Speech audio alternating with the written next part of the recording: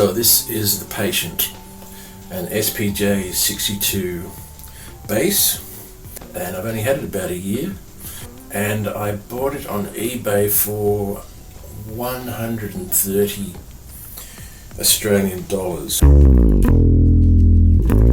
wanted to try defretting it, so I could pull all those frets out one by one and then think about what to do with the slots that were left behind. Or another thing you can do is file them down, and there's a good chance that I would be left with not one bass but no bass, because I would make a complete mess of the whole thing. I didn't want to buy a new bass because I'm not really a bass guitarist. I don't want to spend a lot of money on basses, so I decided I could replace the neck with a fretless neck, and so that is what I did. Enter Mighty Mite. Mighty Mite from Musician's Friend in the USA. This is a fretless neck. Look at that.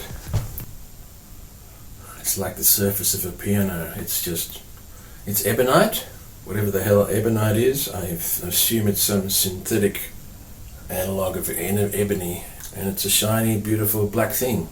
And if it all ends in tears, I can still put the old neck back on. So, the first thing you may not have noticed is that I am left-handed. That is my left hand. So what's the first problem we're going to have? That's right. This is a right-handed neck. And I don't know if this is going to work. Just another reason why I don't know whether this is going to work. And look at the first problem we're going to have. The nut. That's got to come out. That is for a right-hander. That nut has to come out and be swapped around. So the fat string is on the other side of the neck. Yes, my friends, it was meant to be. Look at that. We are free to go ahead. Okay, here's a problem I did not foresee. Every example I've seen of this process, there is the possibility that this space for the neck will be too small and you might have to file it out. Of course, it's equally possible that what you'll have is too much space and the neck will be loose. And at the moment, I don't know what I'm going to do about that. I'm going to have to do some research. There's a bit of give with that one too, so the Mighty Mite isn't that bad compared to this. The real problem is if it doesn't go out straight. And so the trick may be getting a bit of veneer, timber veneer, and putting it in that slot. I think the height of the neck is okay.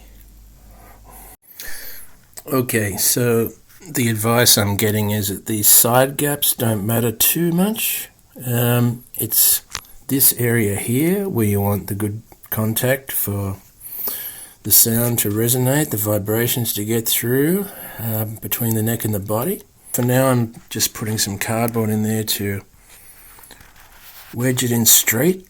The gaps are actually small enough that I can't get any timber veneer to put in there. So now I have to drill the equivalent of these holes in the old neck. I became worried that just drilling into the wood like this, how am I going to keep it perpendicular? So I have decided to drill through the body. So the body holes become a guide for the angle of the drill. Where that screw ends is where I'm going to stop pushing the drill in, basically. Okay, I think that worked. I have to move on to this now. Get these machine heads out. And I think with a bit of friendly force, that is going to go in there really nicely. Okay, this is where we first run into a real mismatch with the hardware. Tuning keys on your machine heads, they want to normally be at right angles to that edge. Trouble is, down here, It sticks out like that. So I can either have that sticking out like that, or I can turn it in, which kind of makes me think I have to put them all on that angle or it's going to look weird.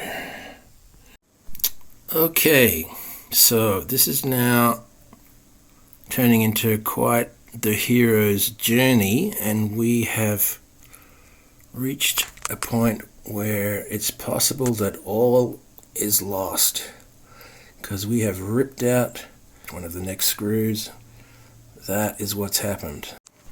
Part of the problem there is that I did not put a clamp here, so that when the screws went in there, they pushed the neck out rather than going straight into the wood. And that's a rookie error if ever I saw one. But that's what I am. Okay, we got that sucker out of there. Nearly didn't. The first small bit I tried didn't work, but this larger one did it. Okay, I've clamped these two together, and we're now at the sort of comedy relief stage where I've done all that and forgotten to put the screw plate in. Yes, my friends, finally we have glimpsed the promised land. But what's this? We really are going to need a string tree. If we push these down, that will stop happening.